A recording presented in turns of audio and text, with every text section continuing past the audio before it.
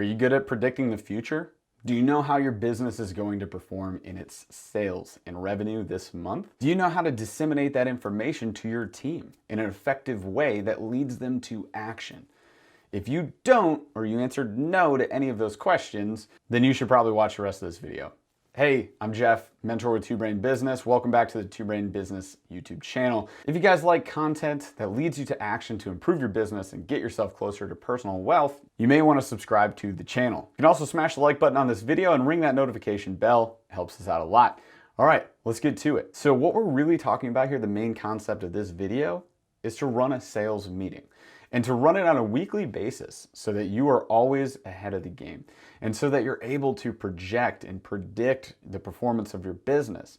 Because if it's not trending in the right direction for you, you should probably make some changes.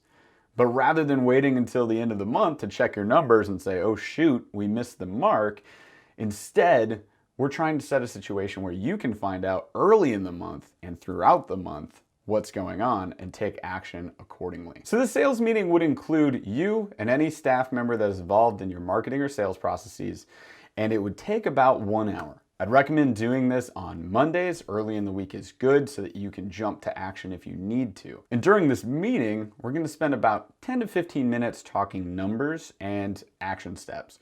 And the rest of the time, we're going to be either taking action or role-playing, practicing the parts of the sales process where we may be underperforming. Take, for example, if your show percentage is down, what can we do to work on that? Could we work on building value in your intro process, your no sweat intro, by having better conversations over the phone before people come in for that intro? Could we look at your calendar system and make sure there's no issues with the automations and reminders there? There's plenty of things we could do, but the best case scenario here is that we go through this meeting, we talk as a team, and we come up with those action steps. Then we take action on them one at a time. So for this meeting, I'd recommend doing some homework, getting your numbers together, understanding what your revenue is. You should have a revenue goal for your month, you should have a revenue goal for your quarter, and you should have a revenue goal for your year. And by having those numbers, you can see where you are, where you want to be, and then move accordingly. After going through those numbers, what you want to do is identify the weak points or the gaps in the system and then decide what you need to do to improve those areas. Then delegate that to your key members of staff where it makes sense and then have them go take action. If as a team you need to improve something like your set, show, or close percentage, you might also consider spending at least 30 minutes of the time during this meeting role-playing. Role-playing is extremely effective. Selling is a skill. It requires practice. And the best practice to be had in our business is in a low-risk environment with the other members of your team versus maybe a spouse, a mirror, recording yourself and listening back to it, or worst of all, in a high-risk environment like with a prospect, okay? Why waste an opportunity? Practice first, get better at it, then go into that sales process. So again, these meetings should be happening weekly. Make sure that after these meetings, you do have a way to follow up on these action steps. For example, if you've delegated an action step to a member of the staff, what are you doing to make sure that they are following through on that?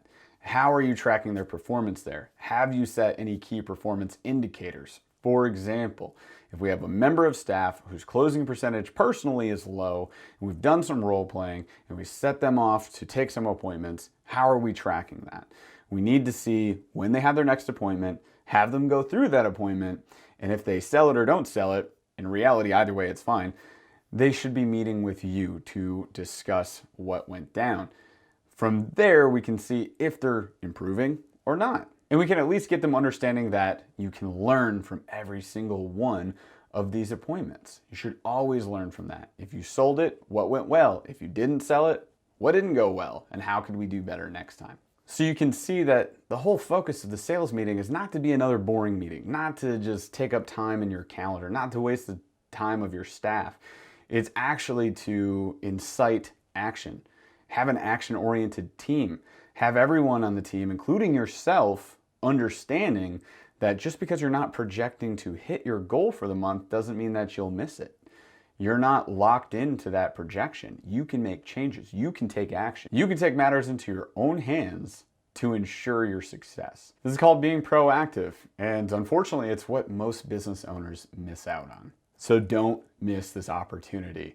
Highly recommend starting now. Big action step from this video is that you book 1 hour a week, ideally on a Monday, where you and your team, key members of staff involved in sales and marketing, can have this sales meeting. So get out there, get after it, seek more success. Thanks for watching the video today, guys. If you like content like this, be sure to subscribe to the channel. You can also smash the like on this video and ring that notification bell. We'll see you guys next time.